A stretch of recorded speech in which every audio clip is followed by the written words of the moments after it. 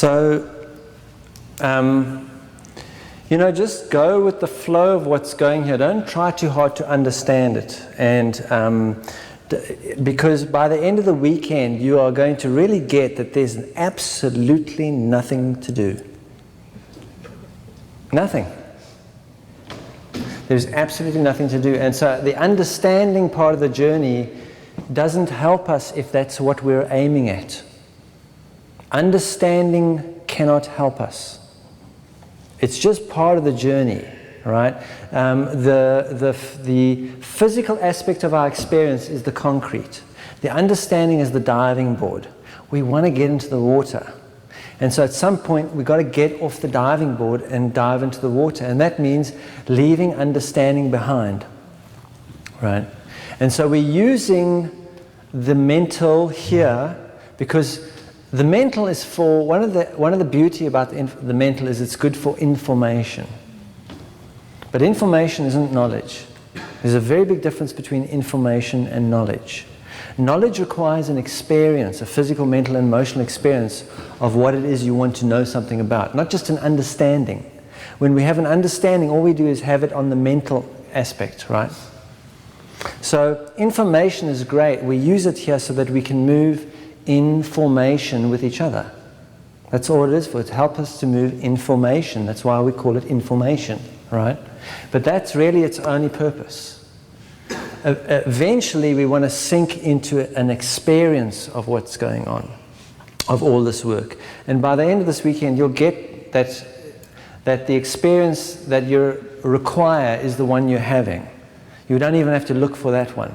It's brought to you on a silver platter by the universe every single day. We just have to realize it. In other words, be able to see what it is, right? Have to be able, and so we're just unwrapping that. We're kind of unwrapping a present, unwrapping the present, right? To get the gift, to receive it. So the emotional body is consistently playing a causal role in the quality of our experience, whether we can realize it or not. And let's look at what that looks like. And to look at that, we can go back to, say, about a month before my parents get divorced, right? And a month before my parents get divorced, I'm 6 years old. There is miserable stuff going on around me because my parents are really at each other's throats. But because they don't have felt perception, what they do is they go to like the coffee shop down the road and shout at each other there, all right? Because they just want to save the child from this, right? But what they don't realize is that even if they went to the other side of the planet, the child would still feel what's going on because there's no time and space in felt perception. Right? The mental body functions on time and space, but the felt perception doesn't, right? When I'm connected to my parents, as a child, when my felt perception is open, I feel everything that's going on with them, no matter where they are, right? So for me, I'm going through a very uncomfortable period as a child because my parents are fighting. There's fear, anger, and grief. Their own core issues are now surfacing, right? And so one day I'm standing in the front room of the house and I see some visitors coming up. And I think, well, this is fantastic. At least something wonderful is going to happen today, right? And being a child, I behave like a child. Visitors! Visitors are coming! Visitors are coming! Visitors! Visitors are coming!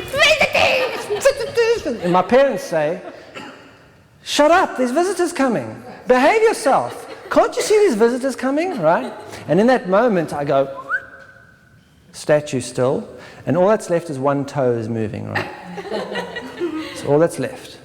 And the visitors arrive, and my parents open the door, and they come in, and they say, well, this is little Frank, right? And the visitors look at me, and they say, oh, you are so blessed. What a well-behaved little child you have. Aren't you so blessed to have such a child, right? And there I am, receiving these accolades for being completely inauthentic. And it keeps me safe and out of trouble. And I remember that. And I file that away. That act works, right? That act, because that's probably the most attention I've got all week too, right? And so I file that away, and that becomes one of my acts. And whenever that type of experience starts to unfold, instead of being dancing, radiant being of the universe, celebrating it, I now go statue still and take out my act, because that's what worked, right? When that energy came up. Because when that energy came up and I spontaneously went with it, I got shouted and screamed at, right? And I remember that. So let's fast forward to when I'm now 16 years old. I'm 16 years old, I'm past puberty, right? And there's this person at my school, right? This girl. And whenever I see her, I really want to go, oh, I don't know what's going on with me, right? But I don't, right? Because by now I have my act, right? So one day I see her walking along the corridor coming towards me, and what I really want to say is, you make me feel so weird, right? But I don't. I've become one of the cool guys at school, right? So I just, hey, right? It's about as much as it's going to be there, right?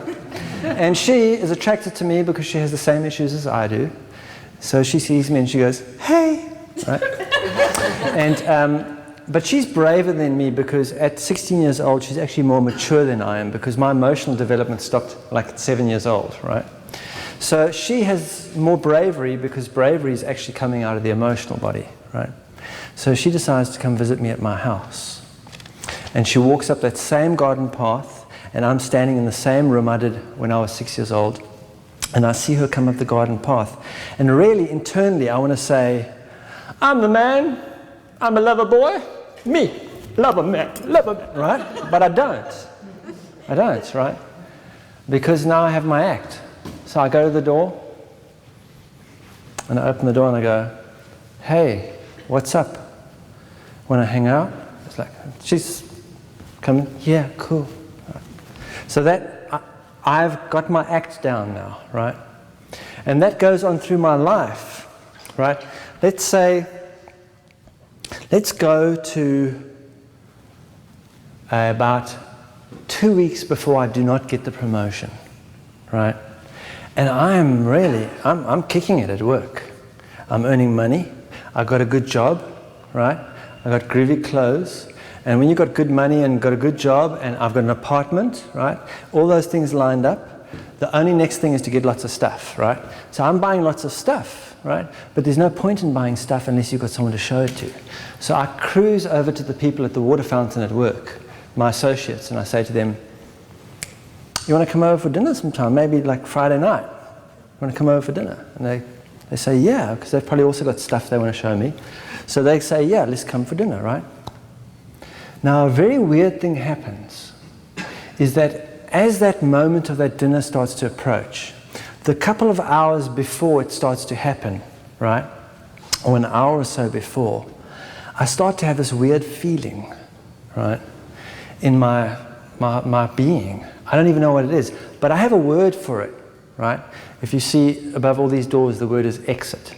Well, we have this word anxiety. And if you look at anxiety, it spells out any exit, right? And so what's happening, what anxiety is when this feeling arrives, I will take any door. Any door that you can open out of this experience, I will take it, right? To stop this feeling, I will do my best to sedate and control it. I want to feel better from what's going on here. And so I'm walking around my house and I'm saying to myself, why do I invite these people? I don't even know these people. I've got to spend a whole night with these people? What are we going to say? What are we going to do? I shouldn't have done this. Maybe I can still cancel, right? And they're on the way, right? And they're driving in the car. And she looks over to him and she says, honey, why are we going to his house? I mean, we don't even know him, right? Because the people in the car are going through the same experience. They're also having this experience of anxiety, right? And by the time we're adults, we have developed the capacity to work with this uncomfortable experience. What we can't see by the time we're adults, because the adult awareness is happening here. This is the adult world, right here. And what we can't see as an adult is that when I was 6 years old, and I was the dancing, vibrational being of the universe, welcoming the visitors, right? And someone said, "Shut up," and I went like this. My energy and motion went into resistance. It got stopped. And I resisted the completion of that energetic experience. I put it into resistance. And so it's in resistance to this very day. It's never gone to a point of resolution. And when you take something and you resist it, it creates a friction. And that friction creates a heat. I think we just got switched off.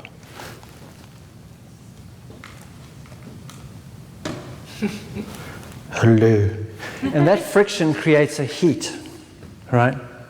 And that heat we spell, we take it and we spell words over it. We call that heat fear, anger, and grief, right? And we don't, because we lose emotional body awareness, we don't perceive that discomfort.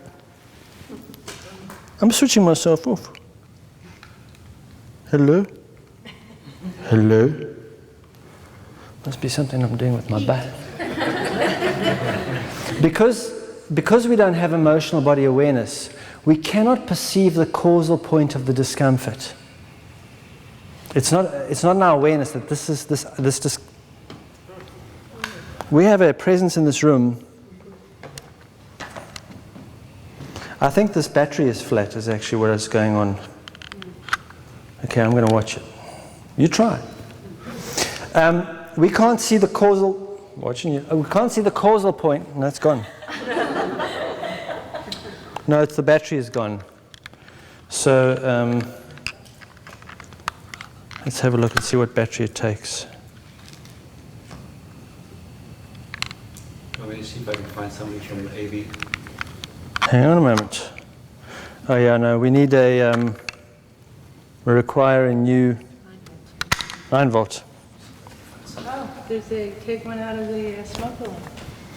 Oh. No, they all have them. Oh.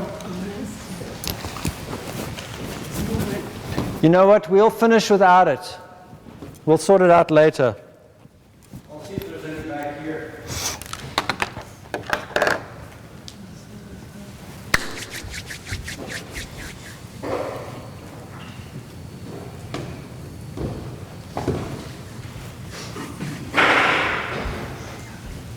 Aha. Find one? Yep.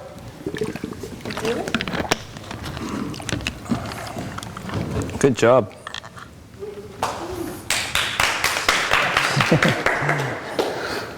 Okay, so it's going to go, I think it's that way, right?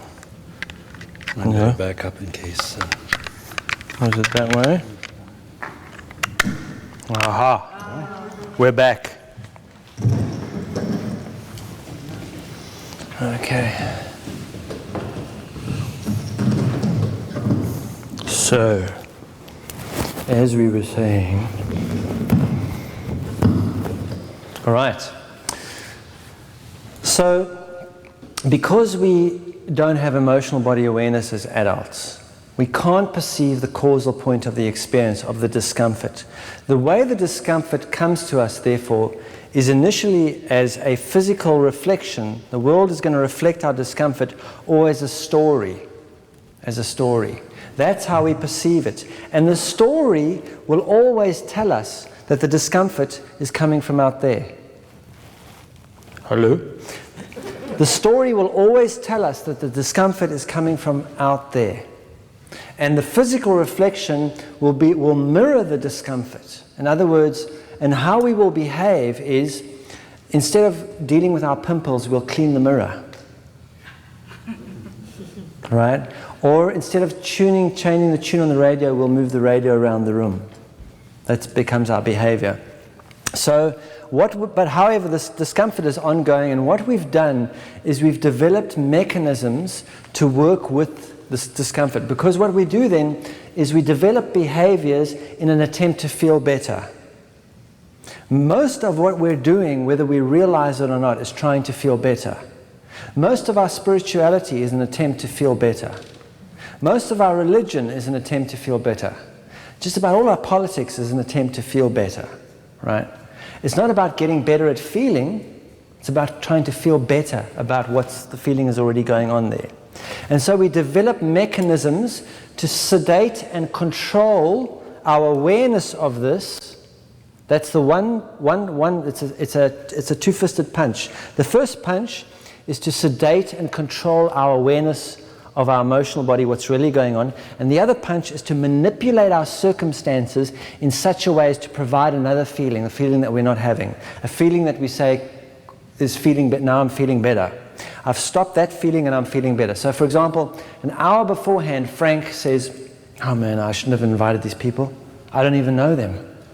How can I spend the whole evening with them? I don't know what to do. Well, you know what, I'll have a wet one quickly. All right. Yeah. Oh, I feel better now. I'm ready. I'm ready. I don't feel that anxiety anymore. In fact, I feel pretty good. I feel good. Let's party, right? So we've developed ways to sedate and control the emotional body and to supplement a feeling that's not there, right? With a feeling that's not there. And so that my guests arrive, right? And I might be excited about their arrival. I might be outgoing and everything, right? But actually it's not me. It's that feeling I've substituted with. It's an inauthentic feeling, right? But I won't be my authentic self as I would be when they arrived. And when they arrive, they'll be feeling uncomfortable, and I'll immediately feel that discomfort. And so we have rituals that we use to overcome that, because we just want to have a good evening. We want to have a good evening. We want to deal with anything real that's going on with us. We want to have a good evening, and that's that, right? So when people come in, the first thing that we do is we call this, the sedation and control technique, we call self-medication. And it's a necessary part of the journey, because if you go to anybody for assistance, all they're going to do is give you the self-medicating technique that works for them, right? So if someone feels better by talking, and they'll go, let's talk about it. I'm feeling bad, let's talk about it. Because when I talk about it, I feel better. I don't get better at feeling, but I always feel better, right? Or, why don't you take this medication? Because that made me feel better, right? Whoever we go to, because unless someone is aware of this in themselves, they can never assist you with it. They'll just pass on. Someone might say, I do yoga twice a day. I feel fantastic. I feel better. I really did feel better than I used to. But if I stop doing my yoga, right? So I'm not doing yoga to actually awaken myself spiritually. I'm doing yoga to sedate myself emotionally. So we can use all sorts of things in order to accomplish that. Self-medication. So when the visitors arrive, the very first thing that I will do, right, as they come in, is I will say, how are you doing? How are you doing? Great. Thanks for coming. Great. And they're feeling pretty uncomfortable because now they're in a strange house with a person they don't know, right? And then what I'll do is I'll immediately remedy the situation by taking them over to the altar, right? The medicine cabinet, right? And I'll say, what would you like to drink? You want for a drink, right? And that's the altar, right? Because at least that altar works. Because an altar is supposed to alter you. That's what an altar is for, right? Most of the altars we have don't work, right? This one works, right? I'm going to give you some medicine and you're going to feel better and we're going to have a good evening, right? Problem solved, right? And so much of our life we are living feeling better. And one of the biggest hurdles about anyone coming to this work is that the first hurdle to get over is it's not going to help you feel better. It's not about feeling better. It's about getting better at feeling. It's not about feeling good. It's about developing the capacity to feel everything, right? And that's why, and one has to be realistic about where we are with this work on the planet at the moment. It's very important to be realistic, because a lot of people, when they get this work, they read the Presence Process or Alchemy of the Heart, and then what they do is they buy 8 copies and give it to all their family, right? And go, this is going to fix you all, right?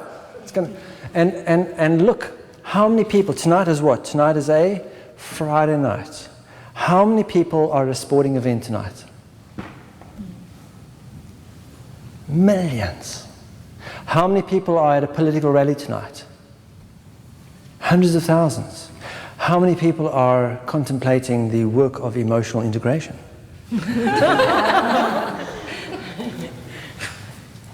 Right?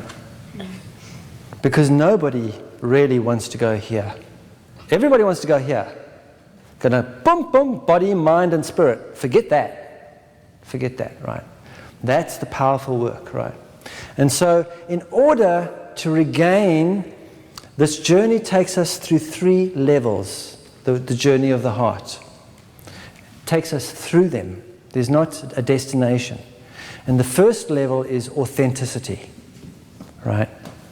Going back to that child that celebrated something, living in celebration, whatever that looks like. The authenticity of the moment, that's the first step. And authenticity is what the word says. Who's the author? Who's the author of the experience I'm having?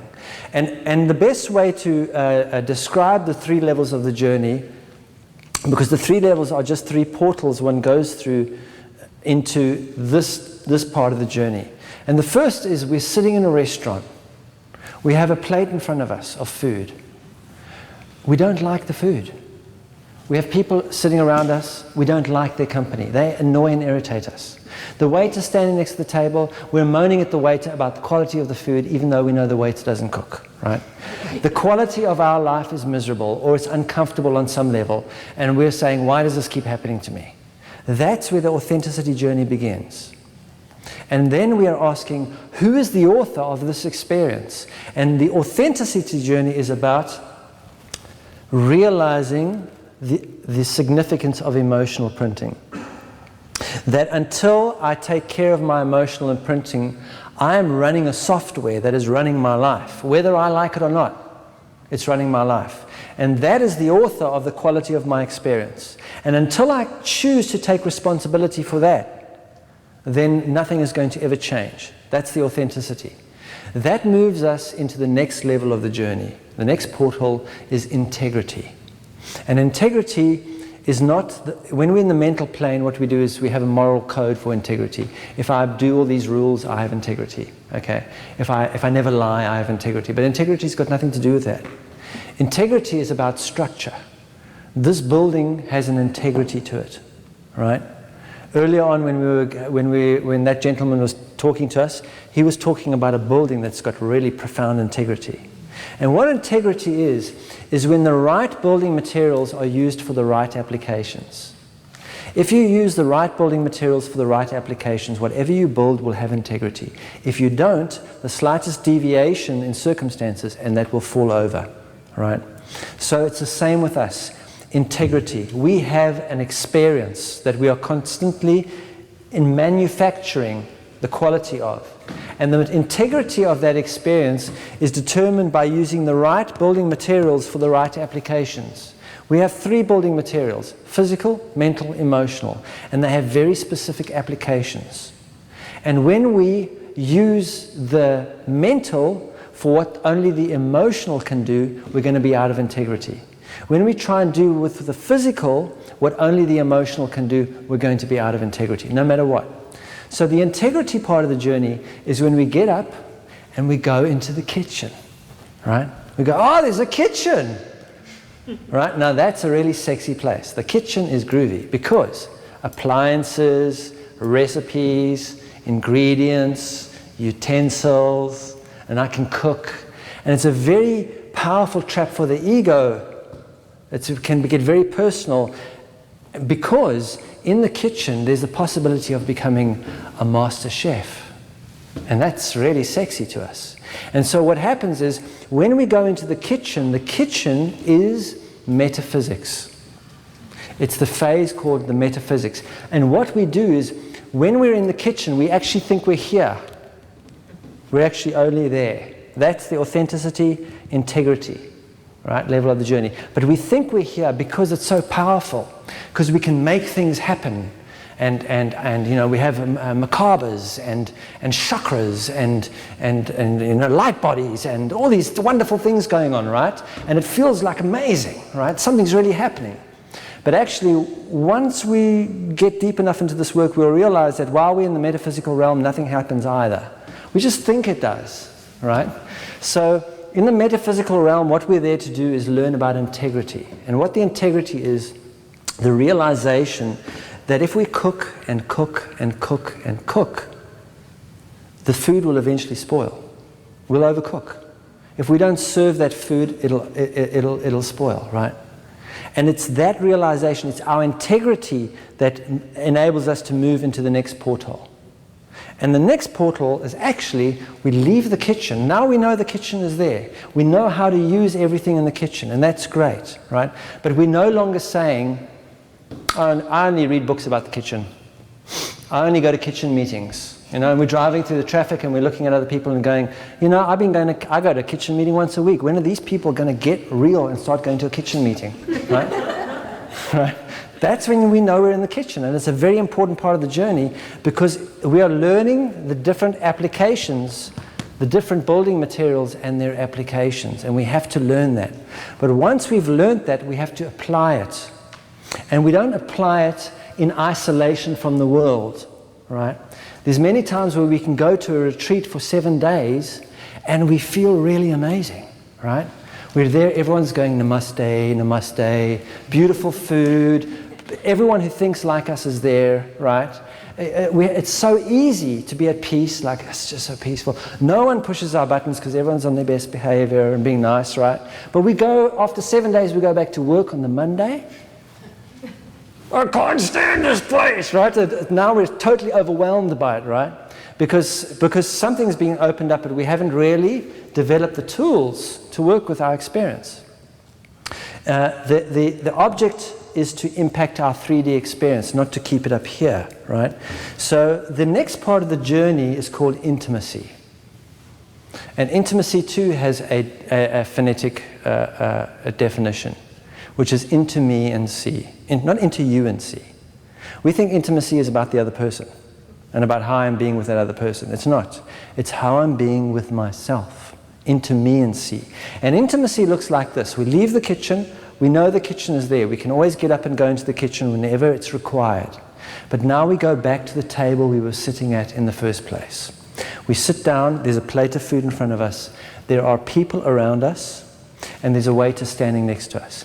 And by all accounts from the outside, it may look like we're still at this part of the journey. But the difference is we no longer react to our experience. We're no longer trying to get something and are driven by our needs. It's no longer about our needs and wants. We now respond to our experience. We've learned to receive what's required and respond to that. And so that every experience that's unfolding becomes an ability for us to see deeper into ourselves. Every single experience. In fact, when we're here, our experience isn't valid. The experience I'm having when I'm uncomfortable is not the one I'm supposed to be having. I'm supposed to be having something else but this one, right? So we completely invalidate our experience. Here we kind of analyze our experience, and here we validate our experience. And the intimacy is to a portal. And it's a portal into opening to the heart. It's not about opening the heart. One of our ways that we speak in the language is, I need to open my heart. Well, the reality is, if you didn't have an open heart, you wouldn't be sitting here, and you actually couldn't comprehend anything that we're talking about. It's not about opening a heart. It's about consciously opening to the heart, so that it enables us to perceive this. And that part of the journey is given. We don't get that part of the journey. We open ourselves to receive it. And the way we do is by developing this capacity, developing the capacity of the emotional body. The vibrational body, and we use in this work the word vibrational instead of spiritual, because spiritual has much baggage to it, right? And is used by religions and many spiritual groups, but actually, what does it really mean, right? And it doesn't really show us anything. But the word vibrational, which is still a very neutral word, no one's got hold of it yet, right? And they most probably will, but right now we can use it and have it a neutral word. And the thing about vibrational is it tells us something. You can't think vibration. You feel vibration. And if there's no feeling capacity, there's no vibrational awareness. And that's a clue about the relevance of this body, of this part of our experience. Not only is this here responsible for the quality of our experience, because this here, this part of our experience, is like an eye. It's a lens. And whatever condition of that lens is whatever condition we perceive this as, except we perceive it reflected back to us. The vibrational is going to pass through the lens of the emotional. And if there's fear, anger, and grief in there, we are going to see a world and experience a world of fear, anger, and grief. It doesn't matter how we try and change our thoughts or our physical circumstances. The first step is to open this lens. And when that lens is opened and cleared out, then we gain an awareness of that. And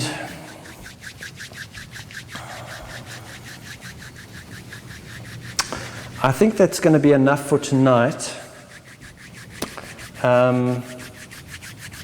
Yeah, I don't think I want to go further than that today. I think that's enough for today. So tomorrow what we're going to do is we're going to go through the journey of authenticity, integrity, and intimacy. And we're going to see what happens when we apply this work. The nature of this work is that it impacts our 3D experience immediately. That's how you know it's real. The world starts to shift initially in a way that we don't want. Because remember, we come here with needs and wants. I need and want to feel better, but if I enter this work, I'm not going to feel better, I'm going to get better at feeling. And when I start to get better at feeling, the first thing I'm going to do is start feeling what's really going on here. But until I've developed the emotional body awareness, that I'm going to perceive that as something happening here to me. And it's going to look like, wow, the things are getting worse. They're not. I'm just becoming more aware of it. So tomorrow we're going to look at how the emotional content comes up into our lives and how we work with it, how we respond to it, how we apply alchemy to it. Because what this work is all about is alchemy. What opening up this portal, because this is a portal, what opening up the portal is about alchemy. It's about moving from victim-victor into vehicle, into the void. From complaint, competition, compassion into completion. To opening that up. And what does that actually look like practically in the world when I apply this world? What's going to start happening when I take base metal, which is my discomfort, and I transform it into gold, right? Which is an awareness of the vibrational. What happens as I start to do that for real? I'm not thinking about it now. I'm not using my understanding. I'm not imagining it. I'm actually going to start doing it for real. What does that actually look like in my life? How does that impact me? And how does it involve my family? And how does it involve whoever my companion is? And how does it enable me to engage with an absolutely experiential relationship with what the vibrational is, right? And once we get that, if we can receive that, because everything will be given this weekend, if you can just receive that, you won't need another book, you won't need another teacher, because this becomes your teacher. And if you can embrace that as your teacher, you're home free. It's like you hit a home run. Then there's lots of experience to go through. But when you know what the different nutrition is you have to digest, and that it's brought to you every day, and it's given to you as your experience, once you're able to truly see that, then there's no seeking anymore. The seeking is over. There's no seeking. Then it's developing the capacity to receive what's already been given. And so tomorrow we'll look at that, and then depending on what is accomplished tomorrow, normally when we do presentations, I do one-on-ones wherever I am. But one-on-ones are an important part of the journey. So we have a Sunday morning together. And so what I'm opening myself to is on Sunday morning that we can do some one-on-ones right here, right? Those of you that have by Sunday morning something you really want to look at, we can sit here and I will look at it with you, and the rest of you can witness what that looks like, because you'll also simultaneously be having a one-on-one, right? As you see how we actually apply this work within ourselves. so that when you leave on Sunday, you will have no illusion about how to apply this work. And then it's just a matter of getting on with it and opening the portal in yourself, right? And then you too can head for Mexico and lie on the beach.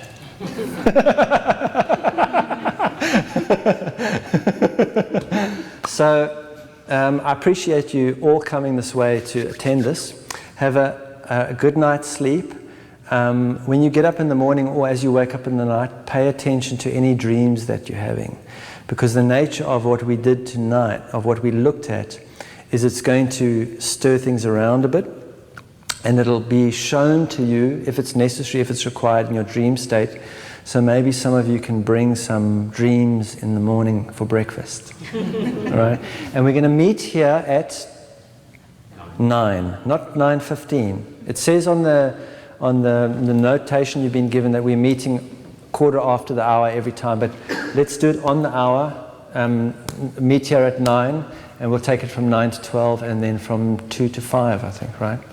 But 2:30 to 5. 2:30 to 5. By 5, we're going to be done, right? Tomorrow, we're going to really have and then we can sit with that. And then the next day, anyone who wants to do one-on-ones, we have 3 hours, and we can go through and look at things, and we may even have time to just throw questions around and see what happens. That's our intent for the weekend. But the intent is that you leave fully equipped to do this work. Like you would never have to ask another question if you really receive it. If you really know what you require to digest, where your nutrition really comes from. That's what we want to do, is put you right in touch with God's nipple.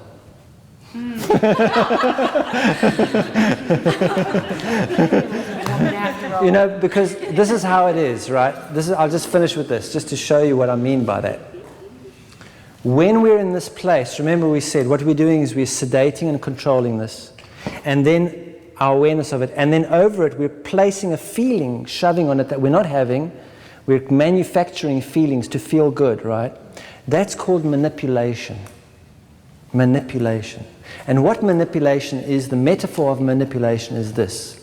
A boy is born, the first thing that happens is a nipple is thrust into his face, right?